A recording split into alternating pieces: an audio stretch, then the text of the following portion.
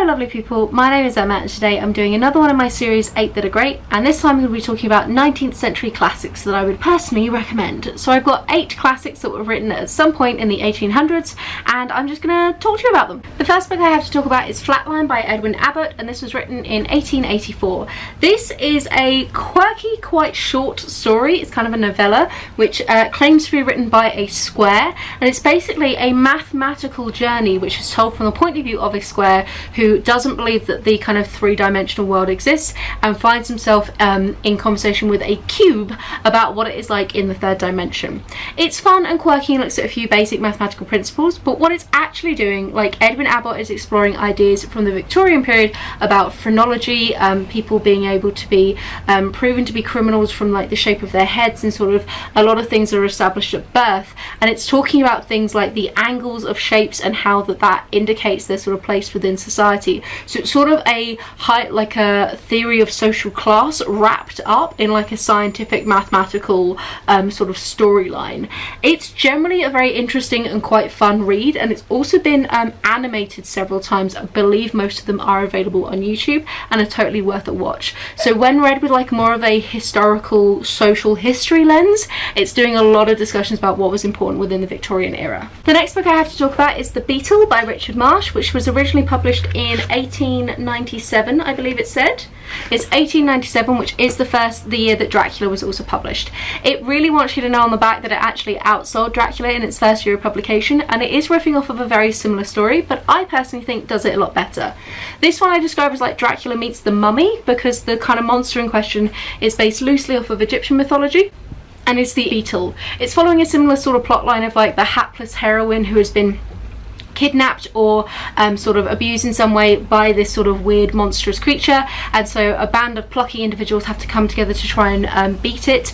Obviously there's going to be some sort of general sexist undertones to most of the stuff that we're talking about here because they are products of their time, but I think that this one is fun and fast paced and really has is a kind of wonderful entry point into classics because it does sort of keep the plot moving at a quicker rate. I think it's just more readable than a lot of stuff out there, especially Dracula. It's about half the length, and I think it does a really good job of cutting out a lot of the nonsense where Dracula tends to drift. I really had a good time with it, and I totally recommend it because it's very much one of these like unsung, forgotten classics that I'm so pleased the Penguin English Library has brought back to people's attention. Now we're going to talk about a bunch of classics that really are not unsung hidden gems. They are very much firmly as part of the literary canon, but I personally really enjoyed reading them. The first of these is Sherlock Holmes by Arthur Conan Doyle. This one is the 5 Orange Pips and Other Cases, but really any of the Sherlock Holmes books I think are an absolute classic. They're really good fun, and I think that the character of Sherlock Holmes has very much morphed in sort of pop culture to become this almost mythical godlike creature who can kind of, his powers of deduction have got a bit insane, whereas actually in the original books he's a much more human person. He's much more fallible, and whilst he is good at his job, he has a much more pleasant relationship with Watson, and generally the whole thing is a little bit more approachable and readable. I think they're really good fun, and this is one of the few short story collections that I've read where I didn't mind the short story format. It's not a style that I particularly like to read, so I do think that they are worth going for. I've also read The Sign of Four and what have I read? Sign of Four and A Study in Scarlet, and I've got The Hounds of Baskerville ready to read. I think they're excellent. Another one that I really enjoyed, despite of its size, is Vanity Fair by William Makepeace Thackeray. Now you're looking at this and thinking to yourself like, do I really want to read the book that long? But I actually think that this was totally worth it. So this is a story of kind of 2 main women. We have Becky, who is sort of a vixen. She sort of has very control over her womanly wiles. She's very good at flirting and seducing people to get what she wants, and she's really a social climber. And then we have, what was her name? Emile, who is very shy, demure, good-natured, and really just gets kind of the rotten end of the stick, but she is everything that a woman should be, and it doesn't go very well for her. As with many classics, this sort of meanders and goes off point quite a few times, as you can kind of expect with a book this long, but I really like the vague social commentary it's doing, and generally I found characters like Becky to be absolutely delightful. They're the kind of characters that you really enjoy not liking. Like, there's just something delightful watching them in action and kind of expecting to see what kind of comeuppances happen.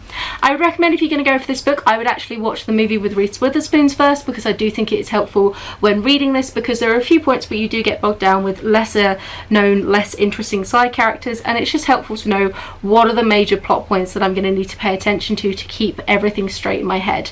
But I really like William Makepeace Thackeray's writing style, and I thought that everything this book did was pleasant and fun and highly entertaining. One that is considerably shorter is Northanger Abbey by Jane Austen. A lot of the Austen books would totally fit in with this list, but I personally really enjoyed Northanger Abbey because it is riffing off the idea of some of the Gothic literature that was out among the time, and it's sort of playing into that idea of what are the tropes of Gothic literature, and the main character seems to sort of think that she is in one of these novels, and she reads nefarious sort of scandalous intentions where there really aren't any. So it was really fun and amusing as almost like a commentary on sort of literary tropes as much as it is a romance at its heart. Jane Austen is great fun. I really like her. I need to read a few more of hers. I've read this and Persuasion, and I think that's it at the moment.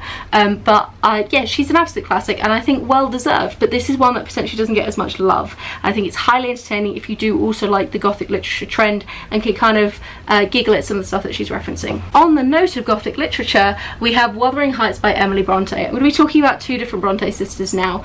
Emily Bronte, this is a really classic example for me of why you shouldn't write off classics books that you didn't enjoy as a kid, and also why you potentially shouldn't study the classics at school, because it tends to put people off. I studied this in my A-levels and absolutely loathed the book.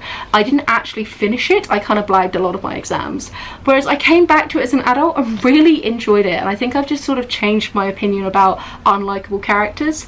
This is a really sort of maudlin romance between Heathcliff and Cathy, and they really bring out the worst in each other, but then there's almost like the possibility for redemption with the next generation of their children from different relationships, and sort of what can happen there, and sort of history potentially repeating itself, but opportunities for redemption basically. A couple of things I really liked about this was it's very atmospheric. The moors are beautiful. There's sort of vague hints that sort of a kind of ghost element to it that I really enjoyed. Like I said, it's got those kind of Gothic trends which are wonderful, but I also really like the fact that the story is told from the point of view of one of the servants, so you get a really like outside perspective on these frankly terrible people doing despicable, horrible things to each other, and just generally being not very nice and being like irritating and difficult when they don't need to be. And it was lovely to see a servant commenting on that, because you got that level of removedness where you could really side with the narrator and be like, everybody here sucks. Whereas I think if you were in the head of one of the particular characters, you wouldn't be able to do that in the same way, because they would obviously consider themselves to be the good guy. So yeah, I had a really good time. I listened to an audiobook as well, which I would totally recommend. Okay, another Bronte sister who I would 110% recommend is Anne Bronte, specifically The Tenant of Wildfell Hall. This was one of the earliest examples of really discussing like an unhappy marriage. I think the Bronte sisters were very good at exploring these unspoken taboo topics of like, hey, not everything's rosy if you get together. So Anne Bronte, basically the main character in this is a woman called Helen. Yes, Helen. She sort of rocks up at this village and is in this very lovely house, and then she is potentially pursuing a sort of maybe relationship with one of the gentlemen there, but then he spots something nefarious maybe happening where she has some kind of sordid past, tries to find out about her sordid little secret. And it's basically just that she's been married before. She, I think, has a divorce, I'm not too sure, but it was really a first look at kind of some of the abuse that can happen within a marriage, and the idea of somebody becoming an alcoholic and a bully, and what does that mean, and really what was at a woman's disposal to be able to try and deal with these situations when she ended up in them. Helen is scathing as a character. She is just absolutely cutting and biting with how she talks about men basically, and I really enjoyed reading about it. I thought it was a very interesting commentary on sort of social issues at the time, but also just Helen's a really entertaining character to read about, and I had a really good time. And then the final book that I have to recommend is Therese Ricardo, which is by Emile Zola, and this again, there's recurring themes within this sort of a time period of like unhappy marriages, people getting what they deserve, sort of conversations about social issues and sort of what people should and shouldn't be doing, and sort of morality. And Therese Raquin is basically about a young woman called Therese who ends up marrying her kind of annoying, quite sickly cousin. She was totally okay at the time. You could marry your cousin as much as you wanted, but then she ends up having a torrid love affair with one of his friends, and they conspire to do something despicable, and then it is about karma and revenge coming to get them, and being careful what you wish for. This again is another book where everybody was terrible, but I really enjoyed hanging out with them. I've become a lot more tolerant of unlikable characters as I've got older, I've noticed, and I find them more entertaining to read about.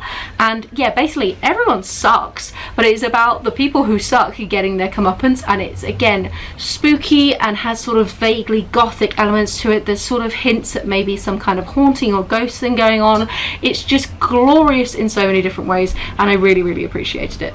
Now my Camry battery is flashing at me, so I'm gonna have to go, but that was 8 books that are 19th century classics that I really enjoyed. I will be putting out more in this series. Let me know if there's a genre that you'd like to see. Have a wonderful reading week, and I'll chat to you soon. Bye.